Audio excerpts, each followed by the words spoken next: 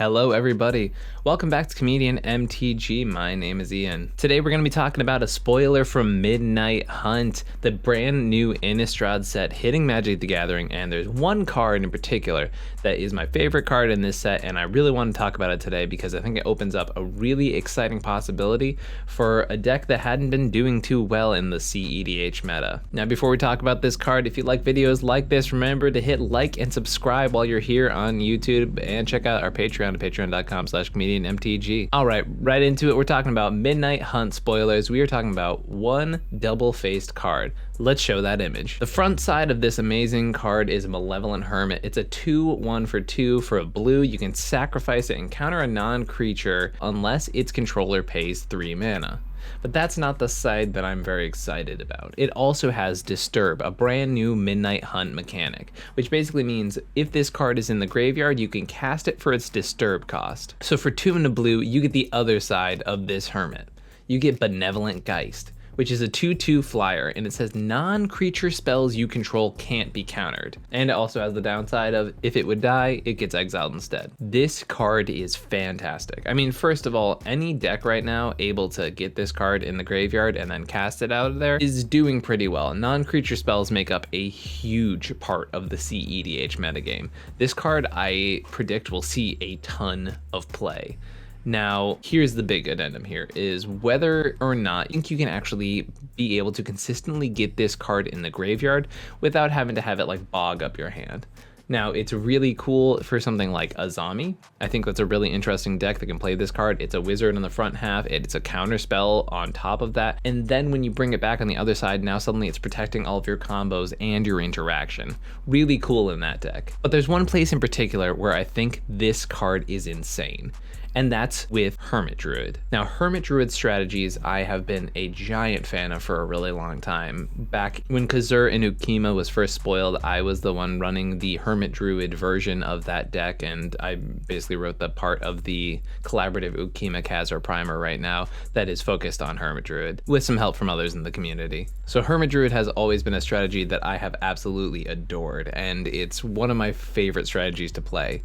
However, lately in the ad nause meta, it's kind of suffered because the ad nauseum decks are going as fast, and some decks can even go faster, and it doesn't attack on an axis that people aren't ready for. So despite the fact that Hermit Druid is your win con, you still have to cast a Dread Return, and that is the thing that actually causes you to win the game.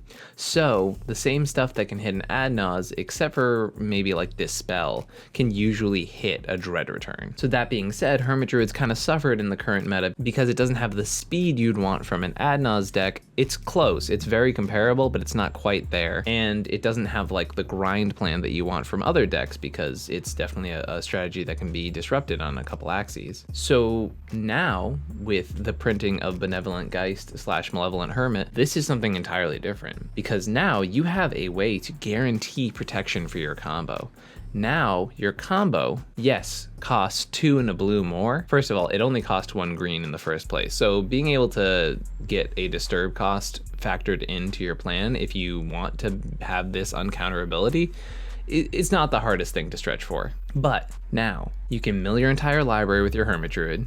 You can get back all of your creatures out of your graveyard through either Narcomoeba triggers, you can use Fate, Citrus ability, etc., etc. And then you can use the Disturb cost here to bring back this Benevolent Geist, and suddenly your Dread Return is uncounterable. And now with an uncounterable Dread Return, you can just bring back your Thassa's Oracle, and there are very few things that can stop you except for something like a Noxious Revival. So this is a huge boon for Hermit Druid decks. It is basically the one card that gives them that advantage that they've been lacking for a really long time. Hermit Druid hasn't really had a piece or a key card that has said, okay, this is why you would play this over an ad nause deck, but I think Benevolent Geist is 100% that reason. This card is absolutely amazing. I'm so happy that it exists because I think it makes Hermit Druid more playable, and Hermit Druid being more playable is a win in my book because I think it's a super fun strategy. It's a really unique type of way to tackle the game, and I'm super excited to see what people do with it. The main 2 decks that I see this going in at the current moment are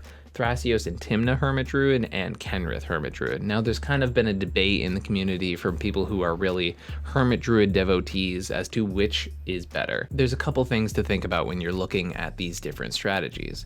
With the Kenrith lines, you get access to Underworld Breach, so you have a lot of really good layering with what you're already doing. You get to play the Intuition piles, you get to have your Thassa's Oracle Consult, which is available in both versions of the deck, but you get Kenrith in addition to that, and Kenrith is huge for those mid to late game Hermit Druids, because you can do crazy stuff like play your Hermit Druid, activate it with haste because of Kenrith's ability. You can also use Kenrith to reanimate your Thassa's Oracle, which is a way that would also go around your opponent's counter magic, because if you activate Hermit Druid and activate Kenrith, there are absolutely 0 spells being cast in that equation. In addition to that, if you have an abundance of mana, you can reanimate a dead Hermit Druid, give it haste with Kenrith, and do all the stuff I was just talking about. So Kenrith has a lot of really good layering with stuff like that. And you get to play Dockside combos, you get to play Underworld Breach, which is obviously one of the definitive win cons in our format right now. So there's a lot of really unique stuff in talking about playing Kenrith. One important part about the Kenrith plan is that it gives you Lion's Eye Diamond. And now normally Lion's Eye Diamond isn't really relevant for these Hermit Druid combos.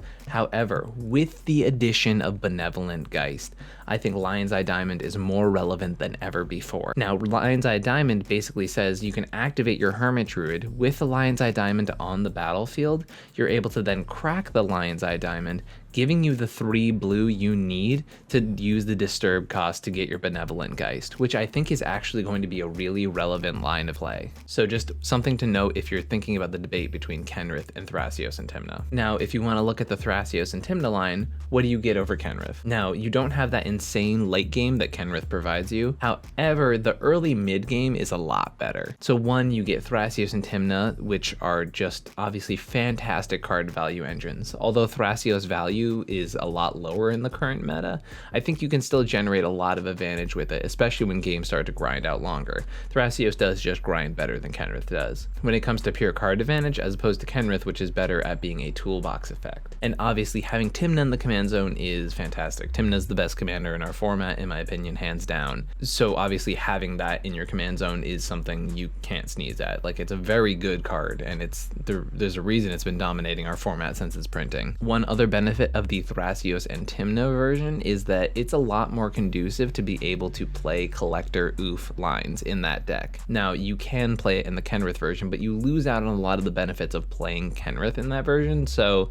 it makes a lot more sense to be playing Oof stuff in Thrasios and Tymna. Now, with Thrasios and Tymna, you can have access to all 3 of the standard no artifact effects, being Collector Oof, Stony Silence, and Null Rod. And these pieces are obviously really well positioned to attack the current meta right now. So with access to a relatively quick combo in Hermit Druid, and having the ability to be able to play and break parity on things like Collector Oof, Stony Silence, and Null Rod, that's another really big benefit, along with the fact that Tymna and Thrasios are amazing card advantage engines and have been dominating our format for years. So it's up to you. How do you think to best utilize this Hermit Druid plan? Are you guys more of a Kenrith fan, someone who likes to have that toolbox in the command zone as well as the ability to layer the Underworld Breach packages, or are you more of a Thrasios and Tymna person, wanting to play Oof, having way better card advantage engines in the command zone? I'd love to hear from you guys down below. And if there's other places that you guys are excited to play Malevolent Hermit, I'd love to hear from you guys too. This is a super exciting new card, and I think it has a lot of potential, not just in the Hermit Druid plan, although that's definitely the best place for it in my opinion. There's a lot of really powerful things you can do with this. I mean, the fact that 3 mana, your non-creature spells can't be countered, that is so huge. Just period. Like, that effect is amazing, and in our format the amount of important non-creature spells is ridiculous. So the fact that this card exists and is just suddenly a blank for all interaction, and yes, you can counter this spell, but the average deck is only playing 1 to 2 counter spells that can actually hit this card. So that's pretty huge. I really think this card is very, very strong, and I expect to see it at many tables moving forward. I'm so excited that this card exists. I'm so excited to have a reason to play Hermit Druid in the current meta, because it's literally one of my favorite things to be doing in Magic, and I'm so excited to hear from you guys in the comments down below. All right, everybody. Hope you enjoyed this video. If you like stuff like this, remember to hit like and subscribe. And if you're feeling super generous, check out patreon.com/ComedIanMTG. All of those links I will leave down in the show notes. If you want to be part of the brewing process, we've had a lot of people brewing Midnight Hunt stuff. Come check out the ComedIan MTG Discord, which I will have, once again, a link down in the show notes. Please come check it out. We've been brewing so much during spoiler season, and it's my absolute favorite thing to do is brew with the community. So come check it out. All right, everybody, have an amazing week. See you next time. Peace.